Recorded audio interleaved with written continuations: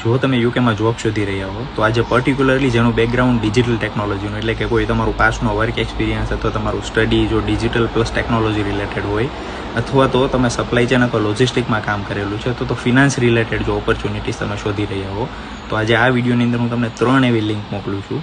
જે લિંક તમે ઓપન કરશો એટલે ડિજિટલ પ્લસ ટેકનોલોજીની અંદર ટોટલ 27 જેટલી વેકેન્સી છે, જેમાં ઈ કોમર્સ ટ્રેડિંગ છે, ઘણી બધી મેનેજરની છે, કોન્ફિગ્યુરેશન એનાલિસ્ટ છે, પછી કેમ્પેન કોર્ડિનેટર છે, ટ્રાન્સફોર્મેશન ચેન્જ મેનેજરની પોઝિશન છે, કસ્ટમર રિલેટેડ રોલ છે, ડિજિટલ એનાલિટિક્સ મેનેજર છે, પછી CRM ઓપરેશન ઓફિસર છે.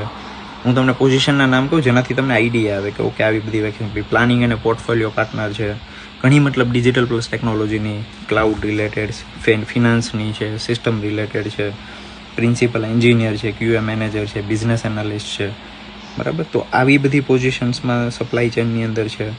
પછી બિઝનેસ એનાલિસ્ટ સ્ટોર ટેકનોલોજી, પછી project coordinator, GPOS control, product content assistant, technology business partner, આવી ઘણી બધી વેકેન્સીઝ અવેલેબલ છે. તો આ બધી ઓપોર્ચ્યુનિટીઝ પ્રાઇમાર્કની અંદર છે.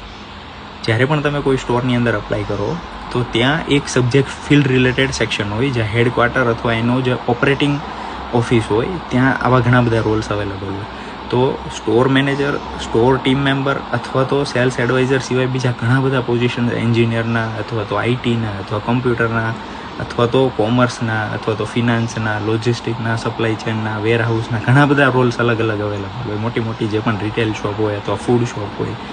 તો આ લિંક હું તમને મોકલી આપું છું. તમારા કોન્ટેક્ટમાં કોઈ એવું હોય જે જોબ શોધી રહ્યું છે એને પ્લીઝ શેર કરી દો.